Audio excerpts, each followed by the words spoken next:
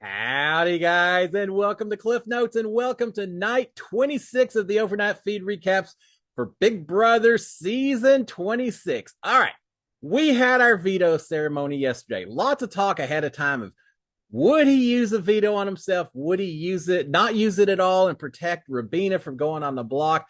A lot of conversations revolving around Tucker. Well, we had our ceremony yesterday, and after so much talk about maybe not, it turns out that Tucker used his veto on himself. Yes, he did the expected sane thing and protected himself, kept himself off or pulled himself off the block. He would have been in trouble otherwise.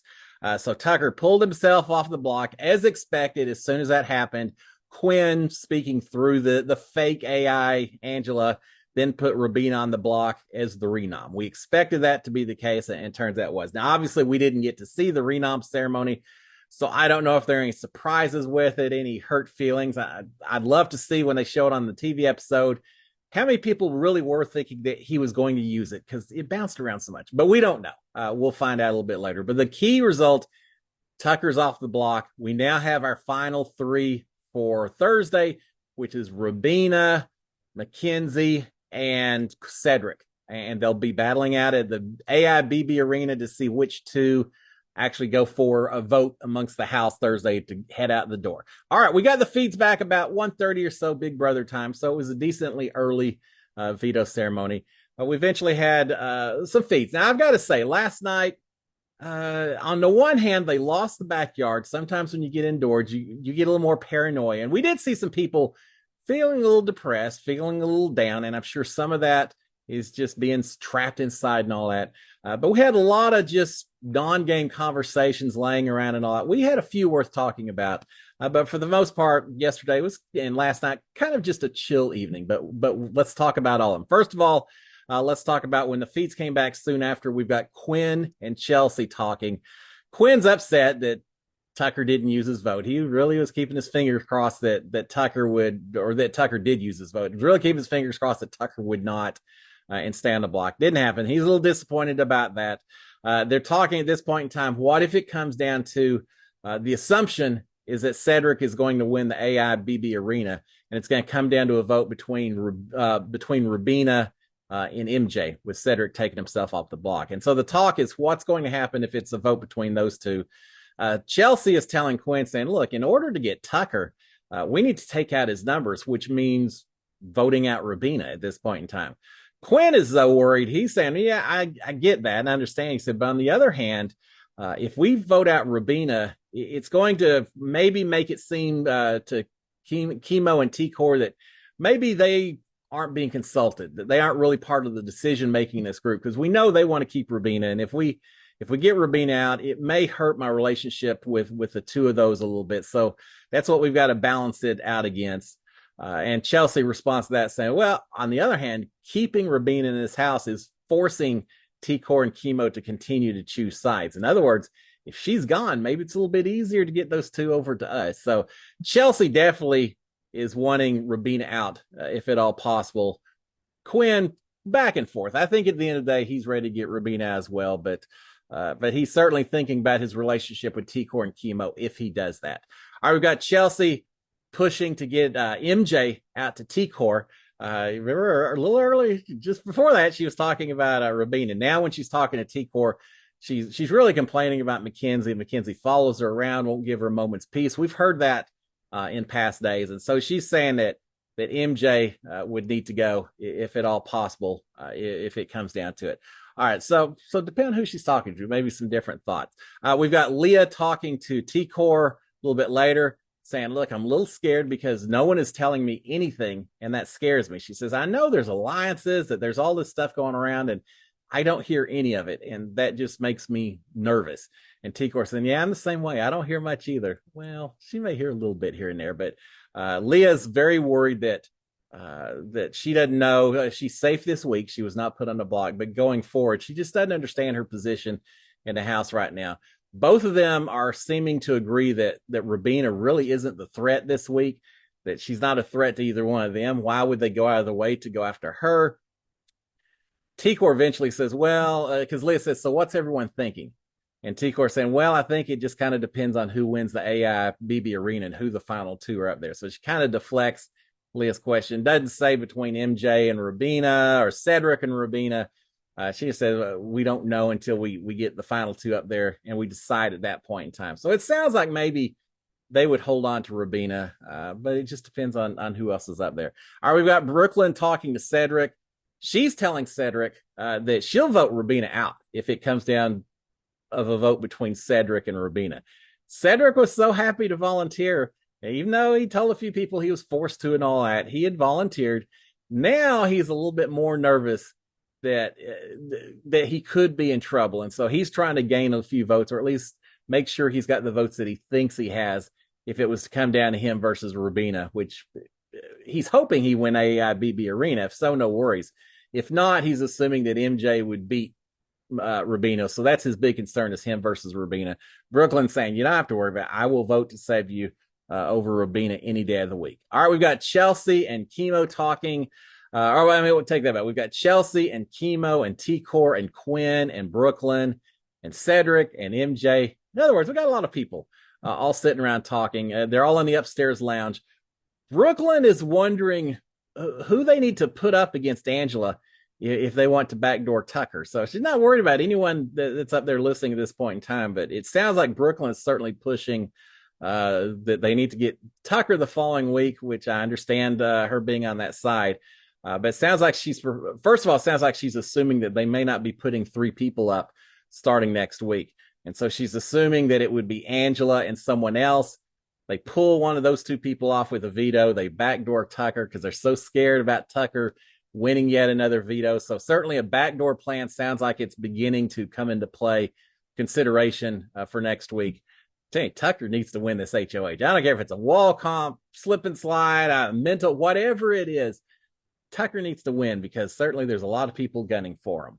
All right, we've got that. Now they're talking a little bit about maybe what they could do to backdoor Tucker. At one point, a little bit later, they're also having conversation with Cedric. Turns out Cedric's not really that knowledgeable about the wall competition. He says something like, I'm not going to watch, on past seasons, I'm not going to watch 15 hours of people up on the wall just to figure out how to play the wall.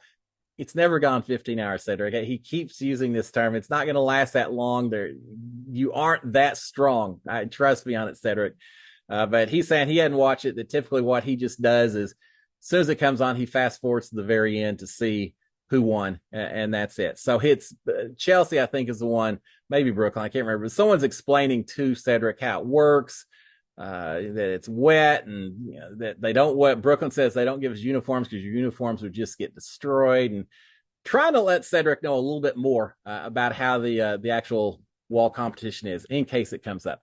All right, we've got Tucker certain that it's going to be the wall comp. He's talking to Chemo, I think, at this time.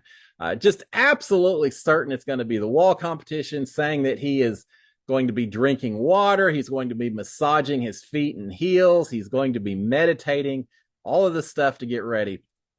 That's all fine and dandy. No problem with any of that.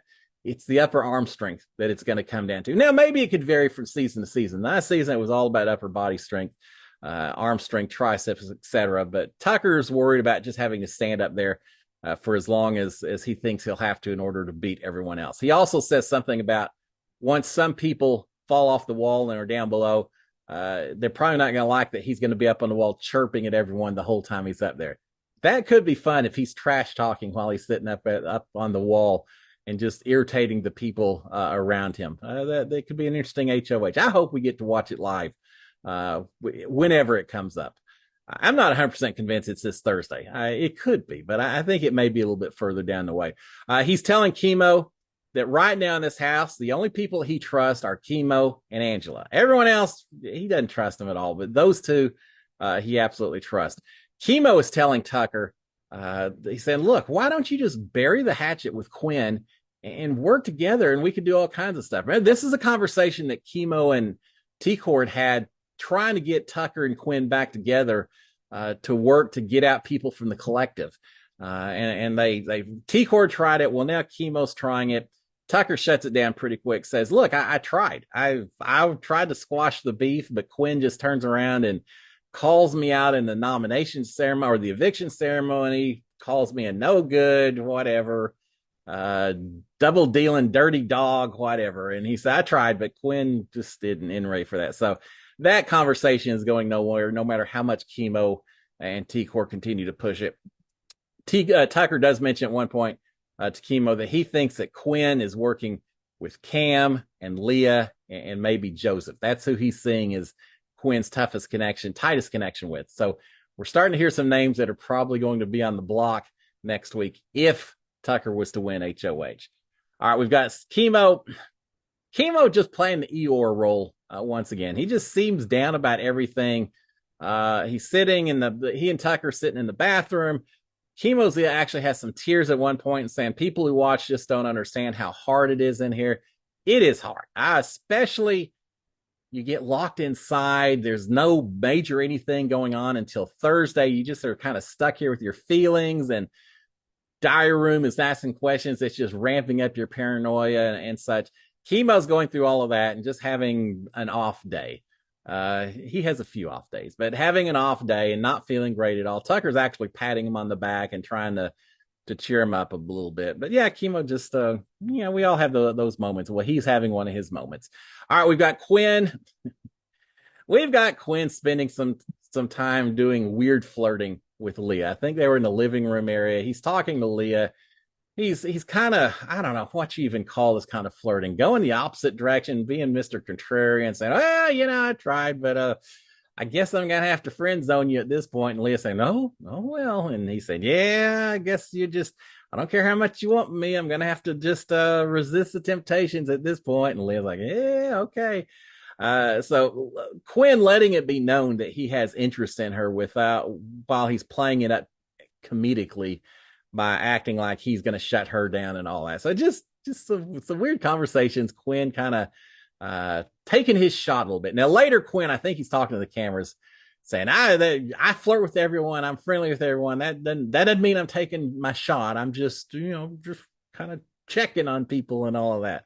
Seems like he was taking the shot. But anyway, he's talking to Leah a little bit about that little flirting. Well, a little bit after that, I saw in the feeds that Leah was just sitting in a storage room, sitting on the floor over in the corner, which is not where people normally hang out too much.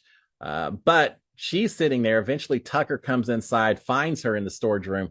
She's complaining about Quinn joking with her, flirting with her, saying, yeah, he talks about making me uncomfortable. I'm like, yeah, kind of. And he just keeps on doing it. And she just thinks that he's a little over the top in some of this, I guess, just kind of hanging around with her and continuing to talk about an interest in her of some sort. She's ready to kind of say, be done with it. And Tucker's saying, look, just tell him, you got to just tell him outright. Say we're done. Don't do that. And she says, yeah, I know. And then finally says, or you could just maybe, I don't know, put him on the block if you were to win HOH. What would a Leah HOH look like? That would be interesting. Leah or Mackenzie, either one, because they don't have a lot of alliances and people to talk to. But he's saying, yeah, you could win HOH and just put Quinn on the block.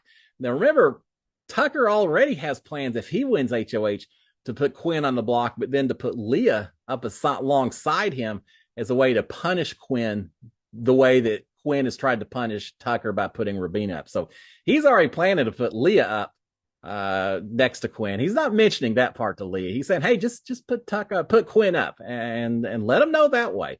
And she's saying, yeah, maybe I will. Yeah, win HOH first, but I'd be there for it if you did, Leah. All right, we've got Quinn talking to Cedric a little bit later. Quinn's talking about how cute Leah is. Yeah, there's nothing that shut him down yet. How cute she is when he first saw her. She's pretty, but it's also a personality that she talks weird to him. Well, I think that goes both ways, Quinn. And how he tried to get his showmance going, but it just didn't work. And it is what it is. He tried, but it just didn't work with Leah. Doesn't mean he's not going to keep trying, it seems like. All right, we've got Leah and Rabina and Mackenzie talking. Leah complaining, not a little bit about Quinn, well, a lot about Quinn, but not just about Quinn. She's complaining about all the guys in the house, saying that everyone in the house, all the guys have icked her, except for Chemo and Joseph. That all the rest of the guys at one point or another have done something to just kind of to her. And so she's complaining about that. she is complaining specifically about Quinn, that he keeps on kind of talking to her and doing things like that. I think it's Rubina saying, "Does he really bother you?" You know, and she says, "Yeah." She every time I walk into a room and he's laying on his stomach and he's wiggling his feet, it just icks me out. So yeah, Leah's fed up with all the guys in the house at this point in time. It sounds like. But she's mainly complaining about Quinn more than the other guys, and just complaining about him getting on her nerves. There is a little game talk during this conversation. Leah is saying that she likes Mackenzie, but she really would rather keep Cedric because she wants to play with good players. So Leah doesn't want to play. Leah doesn't want to play with any of these floaters or people who don't know how to play the game. She wants to play with the hardcore good players, which she defines as more Cedric over Mackenzie. She didn't mention Rubina. Rubina's in there, so she's not going to mention that. But well, I think MJ was in there at one point. This must be before or after Mackenzie came in, because she's saying she'd rather keep Cedric. Yeah, I don't think she'd say that while Mackenzie was in there. But yeah, she's telling Rubina that she'd rather keep Cedric over Rubina because she wants to play with the good players. All right, so we had a late dinner. They didn't eat till late. They just held off for a while, but late dinner. A lot of conversations in this house about who has crushes on who, going around saying, I got tea on so and so, I got tea on so and so, gossiping back and forth, who likes who, and everything. Welcome to BB Junior High. Yeah, there was a lot of that taking place last night. All right, we did also have a lot of indoor games throughout the afternoon into the evening. Because they're locked inside, they got one of those little plastic bowling sets like kids get. And they've played it a few times. That's not going to hold a lot of interest. They're going to have to figure out something else to do with that. They never gave us those kind of things while we were indoors, but they got a little bowling set also, and they're playing some more games, variations of Mafia a little bit, and things like that. At one point, while everyone is downstairs eating, fixing dinner, playing games, things like that, everyone else is downstairs except for Joseph. Joseph is upstairs by himself in the lounge area, the bumper pool area. And another person who's a little down in the dumps yesterday is Joseph. He's just upset. He's upset. Excuse me. He's upset. There's a conversation a little bit earlier where Quinn said, "Are you throwing these comps, Joseph?" And he said, "No, I'm not throwing them." Quinn said, "If you are, it's okay. I wouldn't be upset." Joseph, "I'm not throwing them." And Quinn doesn't really believe him. So Joseph's a little upset that he's been accused of throwing comps, and he's telling the camera saying, "I haven't thrown them. I'm just not that good at it." So he's feeling a little upset that him doing his best is looked at as not doing well at all. So that's got him down a little bit. He talks about the fact that he likes to be alone at times, so people don't think he's scheming. And at the same time, maybe they'll kind of forget about Joseph when they're talking about names and noms and things like that. So Joseph is intentionally trying to isolate himself at times. I get it. Everyone needs a little alone time while they're in that house. But if you do it too often, you miss out and you're not enough part of the community to be involved and to make things happen. So he's got to be careful with it. But I truly think there's a lot of people. Not everyone who goes in this house are extroverts. There's a lot of introverts as well, and sometimes it wears on you after a while. And we've got that with Joseph right now. So he's hanging out. Just don't want anyone to think he's scheming, but he just has to get alone by himself for a little bit. He does say that he doesn't feel like he really needs to talk game at this point. It seems pretty certain, they know the people who are going up, and he wants his side of the house. Pretty much, it seems like it's going to be Mackenzie or Rubina. So why talk a lot of game right now? If he does it, all it's going to do is get him in trouble. He says Quinn talked too much. It got him in trouble. I don't want to be guilty of the same thing. So he's intentionally trying to avoid the game talk for a little bit, which on a Monday is not a bad thing to do. As you get closer to HOH night and eviction night, you have to have more conversations, but I don't fault him for that. As long as he's not up there all night long. All right, we've got Rubina campaigning to Leah a little bit. She's saying, look, Mackenzie is on the outs. She's on the outs either way, and that the house has. She's on the outs. She has no one in the house. She's just a lone wolf kind of person. That her game is better. That Rubina's game is better than Mackenzie's. And therefore, keep me and I can work with you more, Leah, than MJ can. So she's starting to put a soft pitch together that I could benefit. I think I could benefit your game more, Leah, than Mackenzie ever could. She didn't have anyone. I've got some people I could use to influence to help you and all that. So, be thinking about that over the next few days.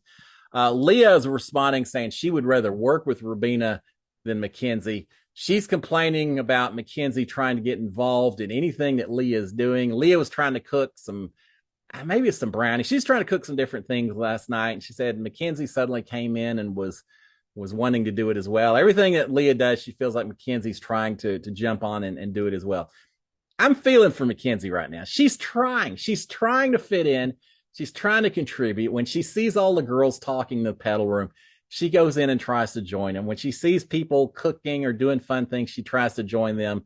And yet people complain when she does it. I think she's in a tough position. We've seen it a few times over the past few seasons. For whatever reason, Mackenzie is just kind of the person that the mean girls, for lack of a better word, have picked for the target right now.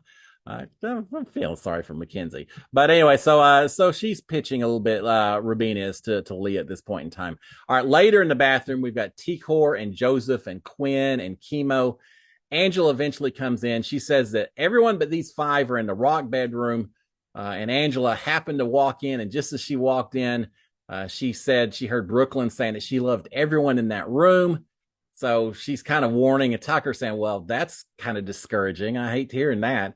So Angela kind of spilling the beans that everyone else is in the other room, implying they're plotting against us, strategic and all that. Well, I think eventually Rubina comes in a little bit later and says, now they're talking about clothes and a lot of non-game stuff. And it sounds like maybe it was Chelsea and Cedric and Leah and Cam and MJ in there. So, yeah, there are a few people in there, but especially with MJ, there's not a lot of game talk. And Rubina says that. She says, Mackenzie's in there. They're not talking game. They're just talking stuff. So maybe Angela overplayed it a little bit, but she's wanting to make sure they're aware.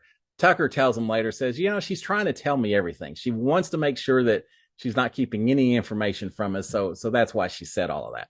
All right, we've got a little bit later, we've got Tucker and Chemo and Rubina and Tikor upstairs in the lounge area, the bumper pool area. Tucker's talking about Chelsea and Brooklyn, saying those two are a duo. They're working together. We got to worry about that a little bit. Well, while they're talking about that, Angela's in the HOH room, laying on the floor with her head right up against the crack under the HOH door, trying to listen to this conversation is going on. And I've tried eavesdropping a few times as well. It's hard, especially because if people are talking game, they tend to talk in a little bit more of a whisper. If it's not game, then you can hear more stuff, but who cares? But she's trying to eavesdrop on this group. Eventually she gets up, she comes out, and she just outright tells them, says, look, please, I want to be a part of y'all's alliance. I want to be a part of what you guys are doing right now. And again, this is Tucker and Rubina and Chemo and Tikor. So this group of four. Angela's saying, I want to be part of your group. Please let me do it. She's even bringing up some tears a little bit. She's saying, I'll be a vote for you. I know I'll be at the bottom. That's okay. I'm fine being at the bottom for now. But she's doing everything she can to try to get these four to bring her in and include her in the plotting and planning going forward. Tucker's all in. Tucker doesn't have any issue with it. The rest of them, no one's saying, nah, you can't get in our group, Angela. But the rest of them are very non-committal. So they'll have some discussions, I'm sure, later about that. But Angela's trying to find a group to land in at this point in time. She's tight with Tucker. She just needs to latch on with some of the other people that she thinks Tucker is tight with as well. So that's the motivation for that right there. We'll see. Even if they don't officially make her part of an alliance, it may make them feel a little tighter with her, that they can, if nothing else, maybe they can count her as a vote. And there were several people who said, look, we got each other's backs. And she said, I know, I've got y'all's, absolutely, but I just want to make it even a little bit more official if we could. All right, we've got Tikor and Chemo talking. Again, one of the many Tikor and Chemo conversations that we get every day. Tikor is saying that if Rubina goes home, at that point, they want to protect Rubina. They don't want her to go home. But if Rubina goes home, they then need to try to work with Brooklyn and Chelsea, that they could be double agents with those two. Tucker just talked about that they're working together. They're saying, why don't we work with those two and we'll be double agents? So I guess they'll spill all the information back to Tucker and Rubina if that happens. Chemo is saying that he really thinks that Brooklyn will flip if the numbers are on Chemo and Tikor's side. As long as they've got the majority, Brooklyn will be happy to flip and come over to whichever side has the majority. So they need to focus on that. Tikor is saying that Chelsea had told her that Leah thinks that T-Core and Chemo and Rubina and Tucker are too close and in some kind of a group. So Leah is certainly recognizing what Angela, I guess, has recognized as well, that these four are tight. And so Leah has noticed that. I think T-Core says that maybe Leah had come to her a day or two before, maybe trying to form something with her that didn't really go anywhere. But Leah is reporting not just to T-Core, she's reporting through Chelsea that this group of four is tight. So yeah, no secrets in this house of that sort. All right, T-Core is saying that she would love to have it. She's fine with that alliance, and they'll do what they need to do. But in her perfect world, she would like an alliance of her and Chemo and Brooklyn and Chelsea and Rubina. So much for being a double agent. Maybe it's just being an agent all by yourself, because it sounds like she would like to work with a few more ladies. I noticed Tucker missing from that equation. Chemo's in there, but everyone else in that little group is ladies. And we've heard T-Core say before she really would like to see herself or another woman win this summer. So I'm not surprised at the names that T-Core's thrown out at that point in time. T-Core is saying that if Tucker wins HOH, that she thinks that he'll put up Quinn and Leah and Cam as his top three targets. I think that's a pretty good pick. I tend to agree with T-Core's thinking on that. And they're saying they're okay with that because it's not Chelsea. They kind of want to protect Chelsea from that side. But the three they're mentioned, they're fine with them going up. So they're okay with that. They're saying if the collective members win HOH instead of Tucker, if it's from the other side, they think it would then be Tucker and Angela and Leah who go up on the block. And I think they're okay with that as well. So they're feeling pretty insulated right now at this point. And I think they are. I think they're in a good position. Eventually, we get Quinn joining this group, and he's telling T-Core and Chemo that the Pentagon, at least part of the Pentagon, Chelsea and Cedric and Cam, are going to flip on them eventually. He's saying, Brooklyn and me, you two, Chelsea and Cedric and Cam, eventually they're going to flip on us. We need to be aware of that. That's the core group. You've got the collective, then you've got the Pentagon, but then within the Pentagon, 3 of the 5 people, Chelsea, Cedric, and Cam, that's the core group. And they'll cut us loose at some point. They'll pick us off because that's who they want to go to the end with. Eventually, Tucker comes in. Quinn leaves. T-Core's telling Tucker, saying, hey, don't get suspicious about Quinn being here talking to us. I think they were in the bathroom, maybe the downstairs gym at this time. But T-Core saying, don't be suspicious that Quinn was in here. And Tucker saying, yeah, Quinn's sleepwalking, whatever. It doesn't really seem to faze him. But T-Core's certainly a little bit worried about getting caught talking to Quinn. Quinn, eventually, before we call it a night, Quinn talking to the camera, saying that Joseph has told him that Joseph is the new Dr. Will. You got a little work to do before that happens, Joseph, but Joseph feels like he's the new Dr. Will. Quinn is saying, yeah, it's crazy that he thinks that. I'm a much better player than Joseph is. So, yeah, that's crazy that he's comparing himself. He's also saying that Tucker and Angela and Rubina, none of those 3 trust Leah at all. And they suspect that she's still close to Cam, who is still close to the other group. And therefore, they don't want to give any information to Leah as a result of that. Quinn is saying that he doesn't mind playing a fun, dangerous game. He doesn't want to play a safe game. He didn't fly 3 hours to LA just to spend the summer playing a safe game. Even if it's dangerous, he wants to play it. Caston got some people who are willing to certainly take their shots. Just a long season of playing the game of Big Brother, and I feel like these people are burning themselves out. But Quinn saying, I came to play dangerous game, and dangerous game I'd be playing. He's talking about Rubina. He thinks Rubina is going to be a wild card as long as Tucker is in the house. If they can get rid of Tucker, then he can possibly bring in Rubina and make something happen. But until then, he can't trust her. She's just too off. He just doesn't know which way she'll go at this point in time. And then finally, he's talking about looking way forward to a final 3, picturing a final 3 of himself and T-Core and Chemo, and thinking that he will absolutely crush both of them if it came down to a final 3 competition. And so that's his path to victory. You got to be careful with that, because while I do think Quinn maybe would be good against those 2, I mean, let's face it, Quinn has not just dominated these comps so far. He should. And I'm sure he's going to be very good, especially some of the comps that you see in a final 3. But you're talking about taking 2 people, or as tight as 2 people come to the final 3. Either one of them wins that final 1, and they aren't taking you, Quinn, right? But that's something to be worried about a lot further on down the road. At this point, he's envisioning it, but he's got a lot of work to do between now and then. And there you have it, guys. Lights out by, I don't know, 4 o'clock or so, Big Brother time, 6 o'clock Houston time. So that's it. A little bit of a chill time, a little bit of soft campaigning from Rubina, perhaps. She's first time she's been on the block, so she's getting used to this somewhat. Mackenzie's an old pro, unfortunately. She'll just deal with it.